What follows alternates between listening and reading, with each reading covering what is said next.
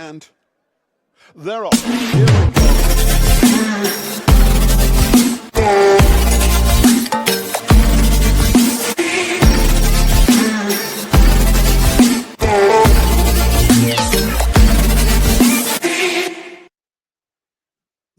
So hello and welcome to Turf Talks 2025 Royal Ascot special, brought to you by Racing Daily. I'm Imogen Webber. I'm going to be presenting this evening. We're recording on the evening of the 13th of June, so we are 4 days away from Royal Ascot.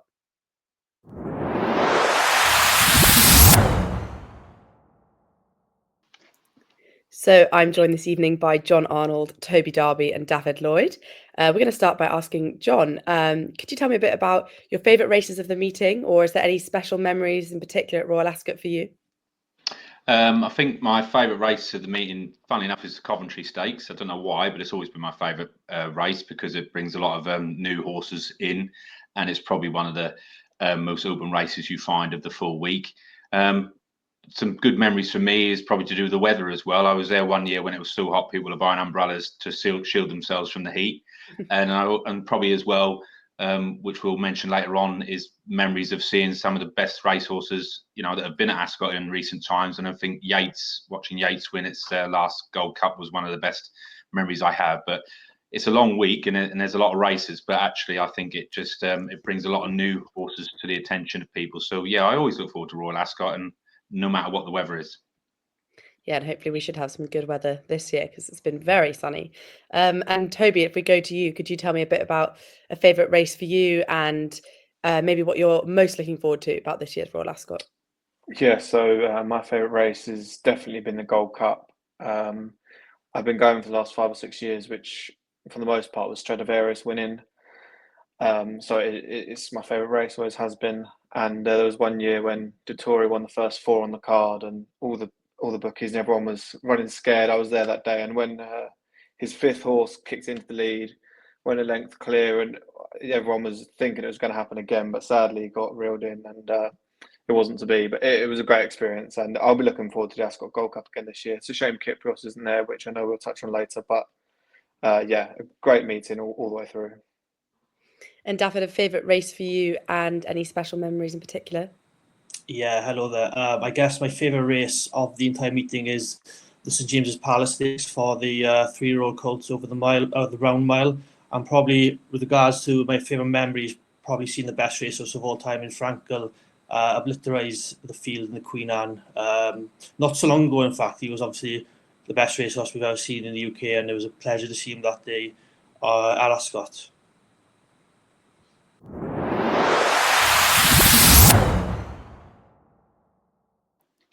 So we're going to go chronologically and start talking about day one in the King Charles III Stakes. Last year's winner, obviously, Asphora and Oisin Murphy, who won at 5-1.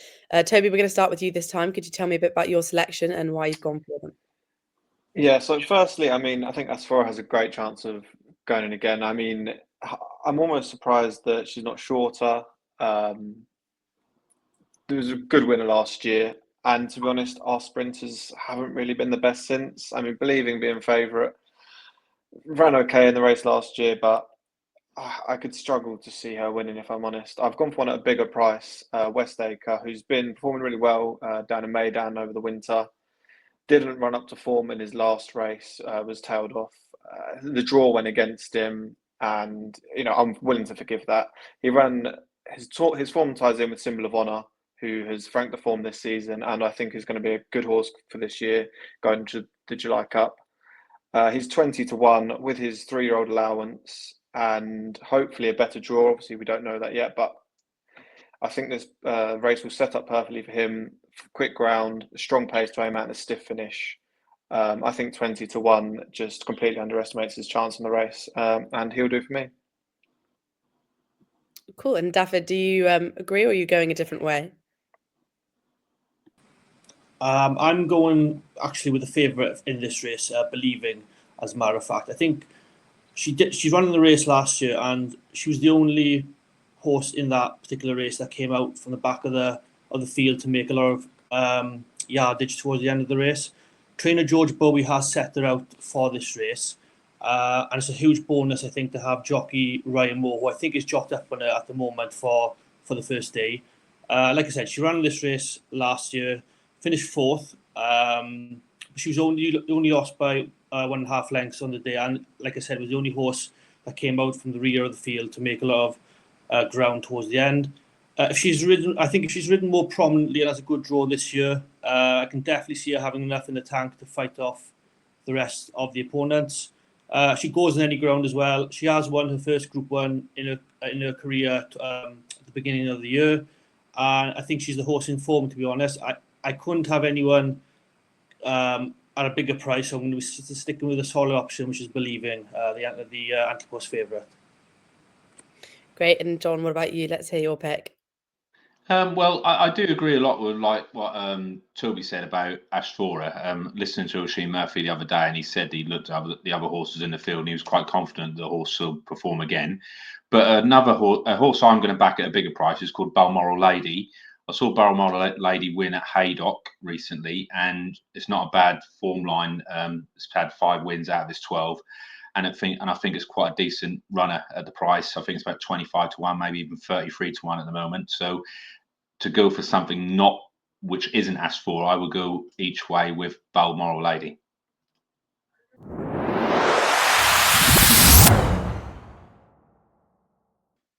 Great. So thanks for that, guys. We're going to round off day 1 with your strongest pick of the day. Daffod, should we start with you? Yeah, thanks for coming to me first. I really like the chances of Henri Matisse in the feature race of day 1, St James's Palace.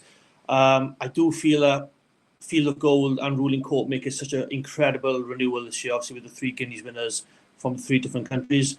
I just think Henri Matisse, with the pace that should be in this race, if it's a strong enough pace from the front and makes it a really good gallop, I think Henri Matisse should be there towards the end, picking up the pieces. He did the same at Longchamp in the French Guineas, where the pace was so ferociously quick, and he came towards the end with the late surgeons, Ryan Moore. I can just see that happening again. I know a lot of people, I should say, are on the Field of Gold wagon, but I just feel Henri Matisse is going under the radar as potentially the dark horse of the 3. You got Ruling Court, who won the Newmarket Guineas, Field of Gold, subsequently won in Ireland at the Curragh, and Henri Matisse obviously won the French Guineas. I think the French Guineas is stacking up a lot stronger now, with Camille Pizarro winning the Prix de Jockey Club next time out as well. So the form is very good. Aidan O'Brien has set him out for this race for a long time, and I think he'll go in and hopefully give us a win on day 1. That's great. Thank you, Daffod. And John, let's hear your strongest pick of the day. Funny you said about Henri Matisse. I'd written down a lot of that stuff myself, so I agree with what you're saying there a lot about what happened in France. I would say for myself is, if you look at the last race of the day, there's a horse called Kyprios Secret, which won at Epsom on Derby Day, which is trained by Richard Fahey, and that's going at the same distance that it won the race at Epsom. And if it gets the same ground, I think at 12 to 1 at the minute, it could be a good bet. So for me, away from the King Charles, the 3rd stakes, I would say a horse I would back on the first day will be Kyprios Secret in the last race, the Wolferton Stakes. Well, that's good. And Toby, had you picked out any of those, or are you going in a different direction? No, I'm going for what I think is probably the most competitive Group 1 of the entire week, which is always great. The Queen Anne. We've got the first 4 from the Lockinge.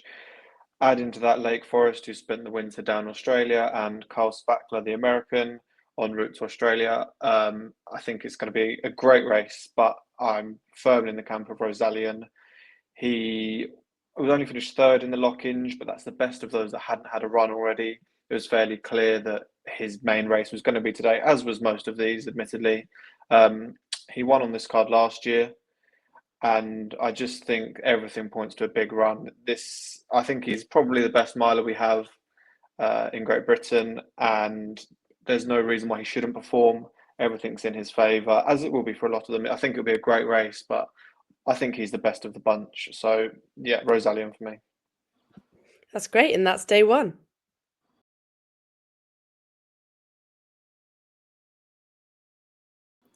Okay, so moving into day 2, and we're going to discuss the Prince of Wales Stakes. Won last year by Auguste Rodin on 13 to 8. That was for Aidan O'Brien under Ryan Moore. So it'll be interesting to see who's going to be taking the win this year. Let's start with you, John, on your selection. Yeah, I put Los Angeles up as a charity bet for this week. I think it'll do it again. If you look at the races it's had at the Curragh, it's beaten the second favourite as well a couple of times, and it's a very resolute horse and well bred by Camelot. So I'm quite confident that the favourite will win. I don't really see where else there could be anything else in the race. Maybe White Birch might run a big race, but for me, I think Los Angeles is one of the big bankers of the week. So I'm definitely with Los Angeles for this. Okay, so a favourite winning again. What about you, Toby? Do you agree with that? I'm afraid I don't. I mean, I was heartbroken last time when Los Angeles beat Anmat and White Birch. I was on White Birch that day, tipped up on Racing Daily, and he just got no run at all. Colin Keane, I love him dearly, but that wasn't his finest hour. And he finished fourth, but he didn't get a run at all. So I would love to see him turn that round. And Matt looked like the winner that day. Hadn't been seen for a while, was his reappearance run, so could also possibly turn the form round. I'm a fan of a lot of these. I think Los Angeles, no one will beat him in a fight. So I think if you're going to get him beat, whoever it is, and they won't be listening, but they need to come wide of him and sort of don't get in a head-on-head battle with him, because he will win. He is that kind of horse. But if they let him do his own thing, leave a few widths between them, I think he can be beaten. And I'll stick with White Birch, given the run he didn't get last time. If he's able to get one this time, I'd like to think he could turn the form around. So White Birch for me. I like that. No one can beat him in a fight. What about you, David? What do you think? I'm hoping my selection will beat Los Angeles in a fight, to be honest, because I've backed Map of Stars in the last week or so at 9-2. For those of you who might not know, he's a very lightly raced 4-year-old son of See the Stars. He's got a nice pedigree out of a good Dubawi mare as well. He's only lost twice in 7 starts as Map of Stars. His latest finishing second to our contender Sosi. This horse tends to race towards the back of the pack in his races, and then comes with a late surge and a quick turn of foot towards the end. I think a slowly run race won't be too bad for him, as well as he does have a good turn of foot, as I mentioned. I know Los Angeles for Aidan O'Brien does set the standard here, but I'm just in the mindset that I think he's had 2 very hard races at the Curragh this season already. So I also can't see how Anmat reverses the form with him. So in that regard, I'm going to go with the third horse at the top of the market in Map of Stars for Watnan Racing, who I hope will win the edition this year. I think they're due a big Group 1, this new ownership of Watnan. I think Map of Stars could be the first of many. That's great. So we'll see if Map of Stars can do it. Thank you, guys.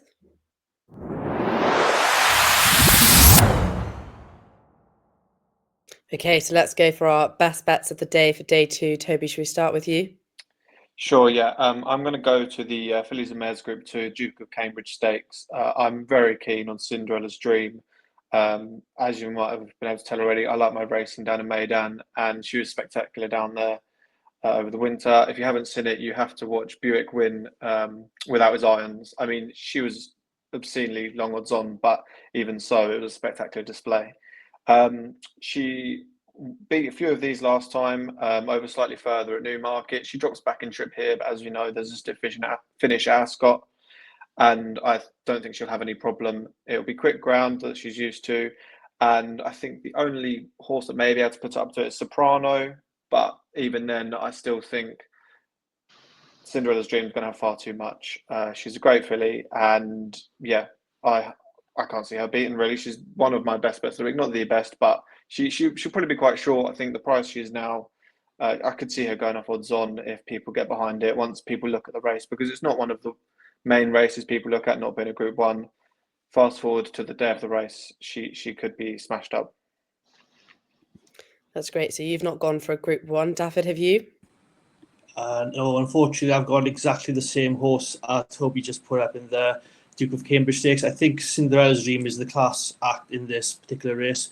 She, like he said, she won a Group 2 last time out on Newmarket. I think she'll follow up again this time around.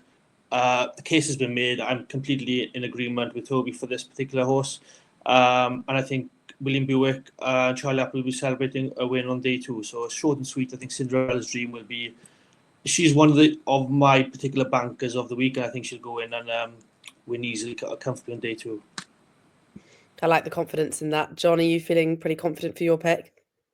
Yeah, well, I actually wrote down Cinderella's Dream, and I haven't spoken to these chaps previously, so it's funny everyone seems to be on the same lines. But I'll give a different horse for the best bet for me of the day in the Queen Mary Stakes, which is the first race on the second day. I've gone for Zelina, which is James Doyle riding for Carl Burke. If you look at the breeding of the horse, it's Memas and Oasis Dream, so there's plenty of pace available to the horse, and even though I think it's quite a short price at the moment, I think it will win. I know they'll be looking to get a win in those colours for Wattenham Racing, and I'm going to go with Zelina on day 2 in the first race is the best bet. That's great. So there are our strongest picks for day 2.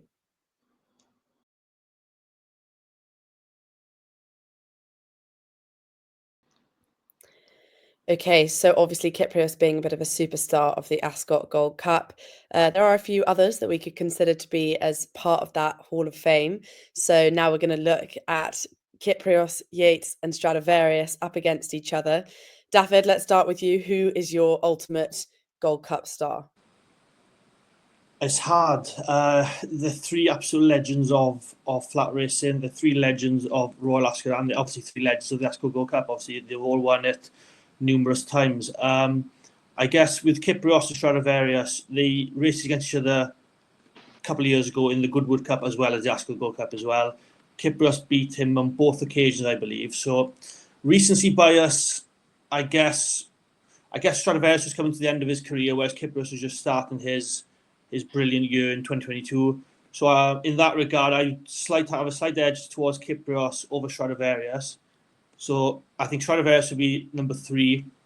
Kyprios and Yates. Now they're obviously 2 remarkable horses for Aidan O'Brien as well.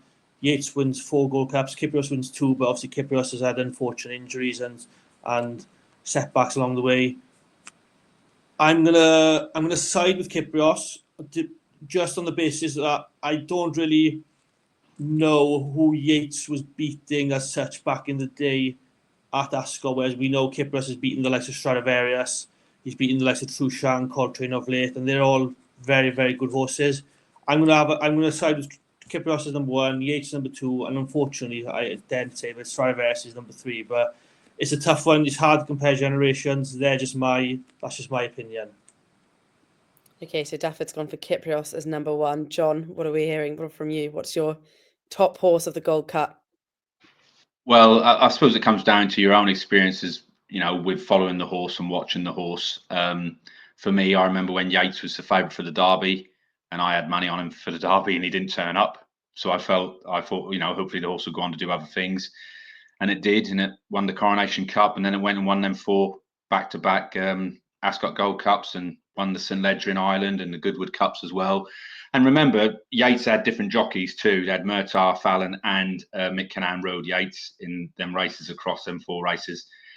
Them being some of the best jockeys that I ever followed as well. So, in my mind, there's no doubt Yates is the best winner. I think Yates is the best out of the 3 by a long chalk. I think if you put them all together, I think Yates would beat them both. So for me, as for the other 2, I liked some of Stradivarius's performances. So I actually liked it more when it won the Yorkshire Cup more than it was winning at Ascot. I think they were better races. And Kyprios, yeah, it's had some bad injuries, and I think Aidan O'Brien admires it more for the way it's come back from such terrible injuries that it's had. And, I think Kyprios deserves its credit. But when you compare 2 Gold Cups to 4 successive Gold Cups, and also the other things that Yates did, if Yates had gone in the Derby, he probably could have won the Derby as well on breeding. So for me, it's Yates number 1, Kyprios number 2, and Stradivarius number 3. Okay, so 2 different answers so far. So Toby, you could either be the decider or go for something different again. What are we going to hear from you? I'm afraid there'll be no decider. Stradivarius for me, partly an age thing, obviously. I mean, I've watched Yates's victories, but it doesn't resonate with me as much. I wasn't as much into horse racing back then. I can respect what he did, the 4 Gold Cups. Stradivarius is one of a couple of horses that hooked me into horse racing. He would take the number 1 spot for me. His victory during the COVID year, during the epidemic when there was nobody on course, absolutely decimating the field. It was unbelievable. Watching on TV, you think, oh, he's going to win, and then he's stretched away like a good thing. And watching him in the Goodwood, as John also said, the Yorkshire Cup, I just think Stradivarius is the best. And to run him in the Arc, I just loved it. And I have to go with Kyprios, as I say, just because of him beating Stradivarius. It felt like a changing of the guard when Kyprios beat Stradivarius. And I'm glad Kyprios has gone on to do what he has done, because at the time people were thinking, oh, is Stradivarius that good? But it's since been proven he is, And Yates was a great horse, and he deserves to be in the list and at the top, in John's opinion. But yeah, we'll have a 1-1 draw between the three of us. So that's 3 people, 3 different answers. I think that pretty much sums up horse racing. But thank you all very much. Okay, so obviously Kyprios is not lining up this year, but if he was going to be in the Ascot Gold Cup, winning, yes or no? John, let's start with you. Yeah, I think if he was to race, I think he would win. Good, I like that. Very confident. Okay, Toby, let's go to you. He probably would have. I mean, I would have said as soon as he crossed the line, it didn't look as great as it had previously. But the fact, obviously, he came out with an injury, you can say, that he got it in the race, you would presume, or may have irritated it. So that's why he didn't look as good. But if he turned up here all well, I see no reason why he wouldn't have beaten these. Obviously, Illinois, you would assume, wouldn't be here. He would be the main one. So yeah, he would have won. Okay, so 2 yeses. Daffyd, what about you? In a word, yes. I think Kyprios' class would have been too much for the other rivals. He's won 2 Ascot Gold Cups before, obviously, so we know he's class over the course and distance. And I think, in a word, yeah, he would have won and made it a hat-trick. 3 yeses. I think it's pretty clear what we think of Kyprios. Thank you, guys.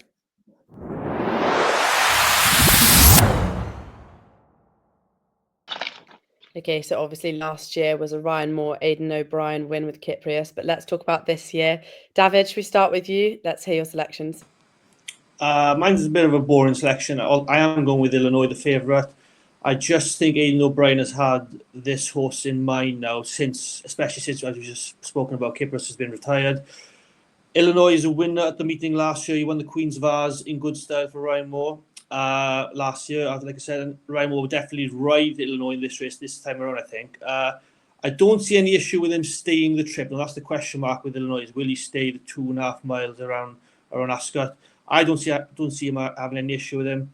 He's by the same sire as Kyprios in Galileo, and he's by the same dam's sire as Kyprios to in Danehill. So the pedigrees are quite similar between Illinois and Kyprios. He's out of a male produced Daydream as well, and Daydream obviously won the King George at Ascot not so long ago. So there's good. The pedigree ties in well between Kyprios and Illinois if you go by the trends. I know the price is quite skimpy for Illinois at the moment, but in my opinion, he's just the type of horse you put in your doubles and your trebles and acres, and I think you can rely on him winning, to be honest. He's fairly sound on any surface as well, any ground too. He's won on soft and good to firm, so I don't see any issues with the ground that he might impose. And I think Illinois, as much as as short as he is, I just can't see him not winning this race, if I'm honest. Okay, so that's 1 for the favourite. John, let's hear from you. Yeah, I mean, Aidan O'Brien will try and get the race no matter what, but I think for me in the race, I'll back Trawlerman each way. I think Trawlerman ran a good race last time, ran a good race down at Sandown as well recently. So I would go for Trawlerman each way, because you don't know if, you just don't know, do you?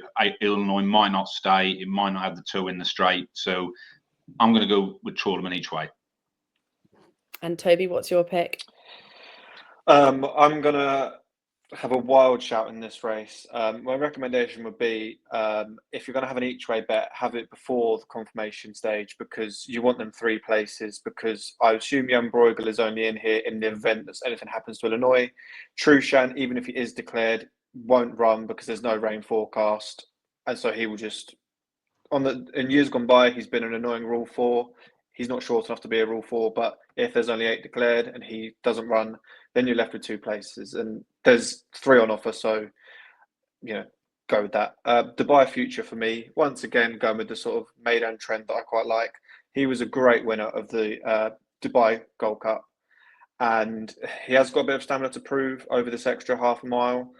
He actually won on this card, would you believe, 3 years ago, over a mile too, and so the fact he's doubling in distance is pretty crazy. But he's came back off a long layoff in Maidan, and I think 40-1 is quite insulting. He had a bad run last time, was basically pulled up in the straight behind Candelari actually, but they was close in the betting that day, and the disparity now is just silly as far as I'm concerned. Back on good ground, in France, it's never really that quick. Should be quick ground, and 40-1's an insult in my eyes anyway. So yeah, Dubai Future. 40-1's an insult. That's a great quote. So there is our Ascot Gold Cup.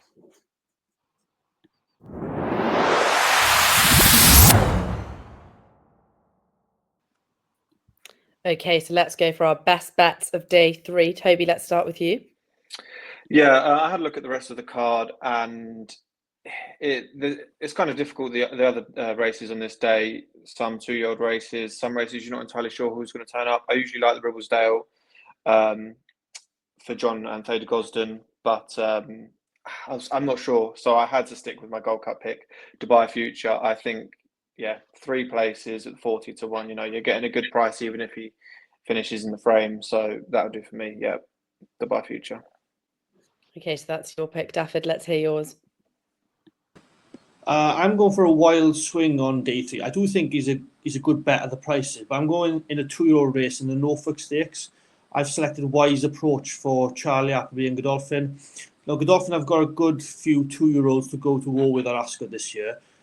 They have Military Code, who I think will go to the Coventry, Wise Approach in the Norfolk here, and they got Ruling Power in the Windsor Castle. That's how I think they'll split the 3 up. So I want to take on the favourite in the Norfolk Stakes, which is Charles Darwin for Aidan O'Brien. I don't think he should be that short in that particular market, and I've been looking at higher prices in that race, and I think Wise Approach was one race this season and came 4th in his subsequent start. That was over 6 furlongs. The Norfolk Stakes will be over 5 furlongs, which is a much better trip that he'll be suited to. And I think he's a 14-1 price at the moment, I think. So a good each way selection price there for Wise Approach. He's going to be my best bet on day 3. Okay, so Wise Approach for you. John, let's hear yours. Yeah, I can see the thinking there, because I was thinking about Charles Darwin, but again, I don't know how plausible sometimes the form translates from Ireland to here. And you're right, the Norfolk Stakes is a bit of more of an open one. I think I'll stick with Trawlerman each way in the Gold Cup. I think it will be in there. And I know, like what Toby said about the places might drop with the absence of some of the other horses, but I do think Trawlerman will run a big race, and I'm going to stick with that, Trawlerman each way in the Gold Cup.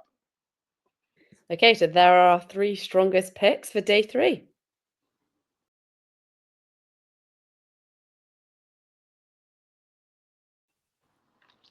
Okay, and we're already on to day 4. We're going to do 2 races, but let's start with the Commonwealth Cup. Won last year by Inisharan at 9-4 for Kevin Ryan and Tom Eves. John, what are we thinking for this year? Well, the favourite ran a brilliant race in the Guineas. A lot of people, were with Ruling Court, but Shadow of Light gave it a real great race, and I think they've waited now just to try and get its victory here in the Coronation Cup. But looking at the better prices, I would go with Ides of March. The O'Brien horse is available at quite a good price now. It's a Wootton Bassett colt horse, and we know at the moment from some of the victories that have gone on in the Group 1s in the last couple of months that the Wootton Bassett colts are very good.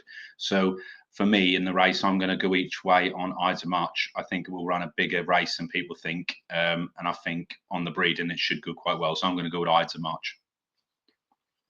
Okay, so Wootton Bassett for you. And Toby, what about you? Boring for me. Shadow of Light all day. I was on him in the Guineas. I knew, as did most of his backers, that stamina was going to be a question, and this was always going to be the case. Maybe even if he won the Guineas, he might have come back here. But for me, this was probably his number 1 target. I thought he might be able to hang on in the Guineas. He couldn't. But yeah, this is his race. Babouche, I know she reappearance. She came on for the run and proved it last time that she's still the horse we thought she was. John Quill third in the betting. Now, I pray they don't go here. I don't think he has a hope. Personally, he's never even run over a sprint trip.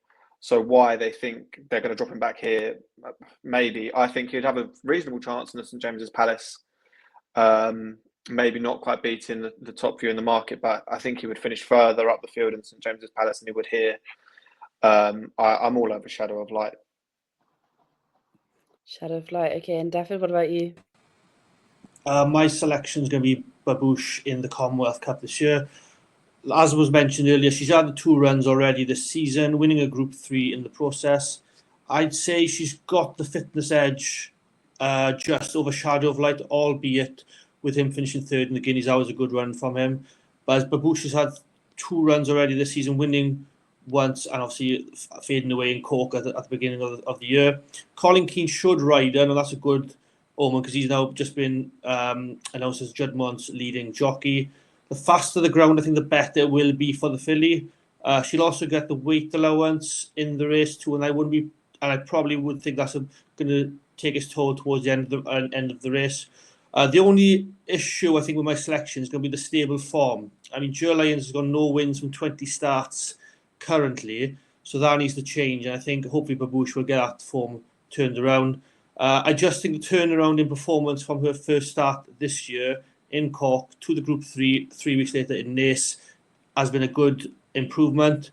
She clearly gets better with more races under her belt, and the 6 furlongs does seem like her optimum trip right now. Whereas with Shadow of Light, my only concern is you may think down the line he could be a bit of a 7 furlong to a miler type of horse. And I think with a 6 furlong sprint, you need a bit of a turn of foot, and Babouche definitely does have that. So she'll be my selection. Sorry, Debbie, don't mind if I butt in. I forgot to mention as well, Babouche, you mentioned Joe Lyons. He has the worst record of Ascot that I can remember of any trainer. She's a great horse. You just reminded me, I think Colin Keane himself is like 2 from 60 odd rides or something like that. Obviously, I mean, he's not over here as much, I get, and he will be from now on. But yeah, that was another reason why I was against her. But she definitely has the ability for sure. You guys had a bit of a different opinion on Shadow of Light. We're both sticking with what we went for.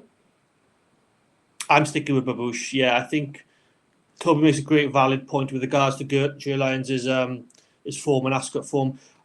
I just think Colin Keane now, with the announcement of him being Juddmont's leading jockey, that boards him with a lot of confidence, and he should ride Babouche with a lot of confidence, I think, next week. Okay, interesting. So Colin Keane coming in with a lot of confidence. That is the Commonwealth Cup.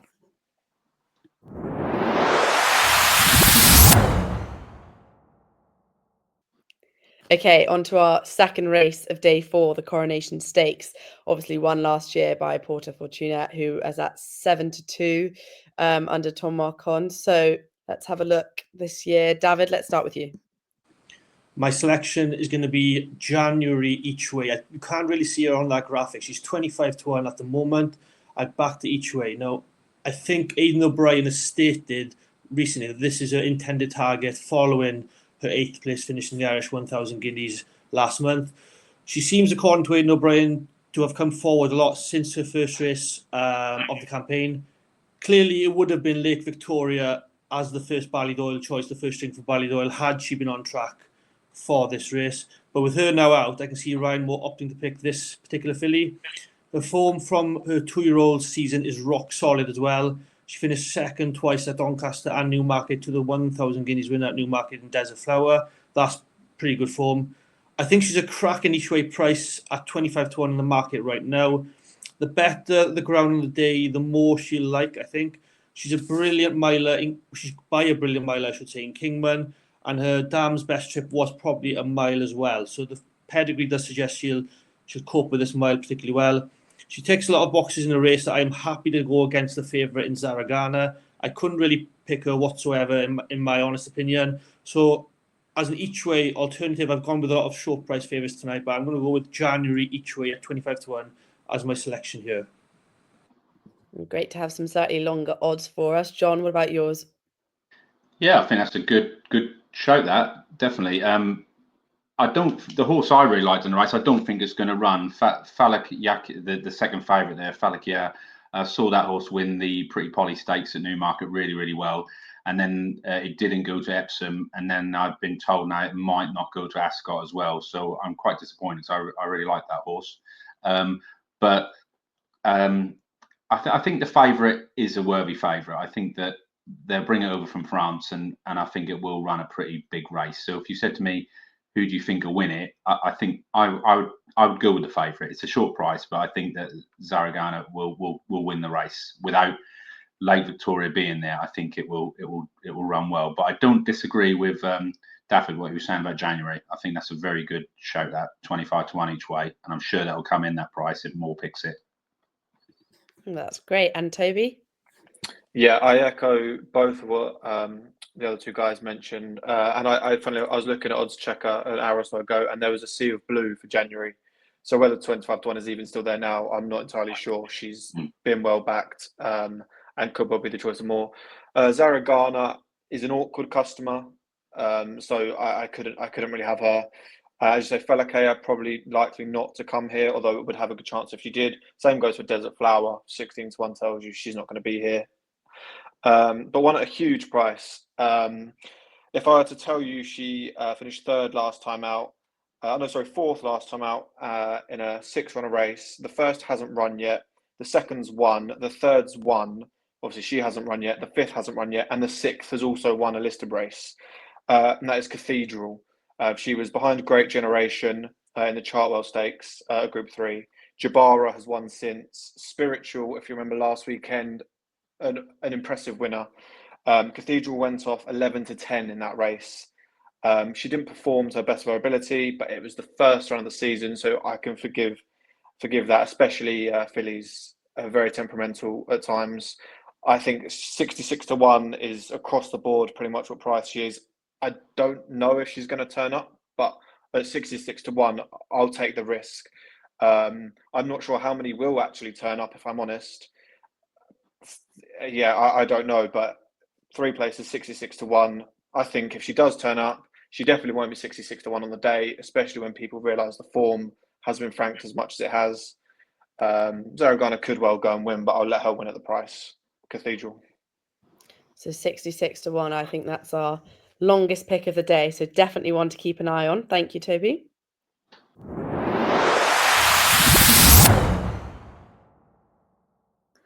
Okay, and day 5, the final day, Queen Elizabeth II Jubilee. Last year, obviously won for Carden under Oisin Murphy. John, let's hear what you're going to think for this year. Yeah, there's 2 horses in this race for me. Last year's Commonwealth Cup winner is Shireen, who's second in the betting. I think Roger Varian doesn't very often have that much depth for Ascot, but he did well with this horse last year, and I think it'll run a big race. It's interesting that Ryan Moore's riding Satano Reeve for the Japanese owners, and Ascot normally likes to have an international winner. Wesley Ward isn't sending any horses at all this year, which is strange from America. So I think out of the 2, I'm going to go with Satano Reeve. Moore's been on it over at Newmarket, and I think it'll run a big race. So for me, I'm going to hope there's an international winner in the week and go with Satano Reeve. Okay, an international winner. And Toby, let's hear yours. There definitely will be an international winner of this race, but it'll be a French horse. It'll be Lazat. I've followed Lazat since his debut run way back. It was actually only a year ago. He's come a long way since his debut. Didn't run as a 2-year-old. Has been gelded, and he's just gone from strength to strength. I love the horse. He should have won the Golden Eagle, was unlucky, then went to Chartin and didn't stay the mile, especially in the heavy going. I think he's a great horse. I hate after timing, but if anyone does follow me on Twitter, I put him up at 10, 12 to 1 when he ran previously, and I just think this is tailor-made for him. A stiff 6 furlongs, good ground, straight course. He ticks every box in this race, and I'm a bit upset that Top Gear is probably going to run here because I like him as well, French horse. But he's a 7 furlong specialist. Probably wouldn't be for me. I'm not sure if Ryan is going to ride Satano Rev. I'm pretty sure he'll be on Storm Boy. He ran no race on his seasonal reappearance. Aidan O'Brien since come out and said, he hadn't even seen the race course or gallops. Take that what you will. He was a good horse down in Australia, probably one for breeding as opposed to racing with. I would imagine we'll see him. I'm surprised he didn't go straight to the breeding shed after his performance the last day, but he's here. And Inisherin, as you say, Commonwealth Cup winner, has every chance. But Lazat, for me, I think this is one of my best bets of the week for sure. And I'm the only reason he's still such a fair price is because there is a good quality field around him. But I think this race is perfect for him. Great. So 2 international winners. David, what about you? I'm siding with Inisherin here for Kevin Ryan. I think he's a very solid option. He won the meeting last year, as the boys have said, in the Commonwealth Cup, and is a horse I think that's really on the up. I feel he had wind surgery in March and won the Duke of York Clipper Stakes in May over this trip. That was a good prep run for him for this race coming here. And I think he can most certainly develop even further. I reckon the stiff 6 furlongs at Ascot is good for him, whereas tracks like York and Newmarket may be on the sharper side for Inisherin. So he should be better equipped for Ascot. Clearly, he was ridden really well by Ryan Moore at York. And the front 2 did pull 3 or 4 lengths away from the 3rd place horse that day. He's gone off a very strong favourite as well. He's gone off a very strong favourite on his last 4 starts. So that does say people do tend to follow this horse really well and back him a lot on the day. And I'd say his price, which is 5-1 at the moment, could contract a lot before the day for this race. He's one that people will side with, I reckon. I'm really strong on his chances here. I think it seems like he's developed a lot physically as well as mentally by what connections have said. My only worry is who is going to be riding. I'm not entirely sure. I know it won't be Ryan Moore, which is a bit of a worry, as he was a quality ride on him that day at York. So it'd be difficult to see who's going to ride in the Sharon, but it most certainly won't be Ryan Moore, which is a bit of a shame. Dafford, I think it'll be Sylvester Sousa. That's fine then, I hope. Okay, so that's Atano Rev, Lazat, and Inisherin are our 3 picks.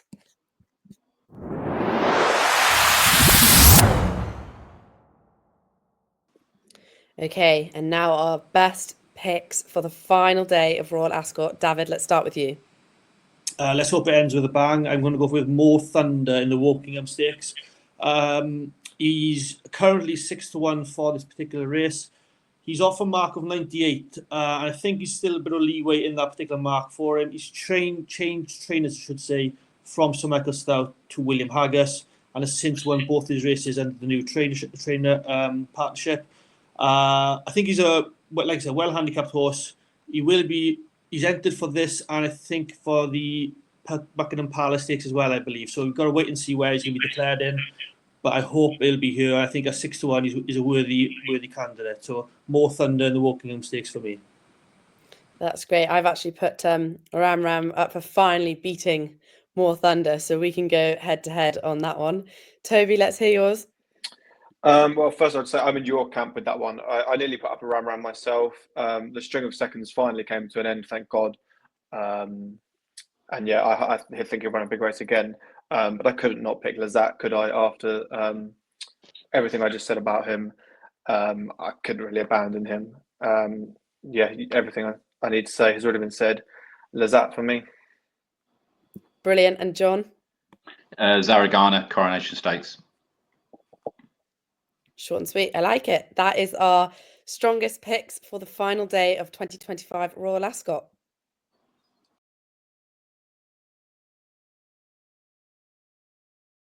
Okay, and very excitingly, we have made the decision that each of our 3 punters have been very generously donated £20, which they're going to put towards a charity bet. Any proceedings from these bets are going to go towards 3 amazing charities. We've got the ROR, which is obviously retraining for racehorses, Mind, brilliant mental health charity, and Young Lives versus Cancer. So let's have a look at these charity bets. Let's start with John Arnold. So Los Angeles, £10 to win in the Prince of Wales Stakes. Los Angeles currently standing at 9-4. And Tony Montana, £5 each way in the Hunt Cup at 20-1. Toby Darby, Rosalian, £10 for a win in the Queen Anne. And that is currently at 11-4. Dubai Future, £5 each way in the Ascot Gold Cup at 40-1. So that could be a brilliant one. Venetian Sun, £10 to win in the Albany Stakes, and that's at 5-1. Fox Legacy, £5 each way in the Hunt Cup at 33-1. And obviously, if anyone watching this podcast could give a donation, that would be incredible. Perhaps if there's a pick that you've got from this that has pulled through for you, you could think about giving a percentage to one of our 3 brilliant charities.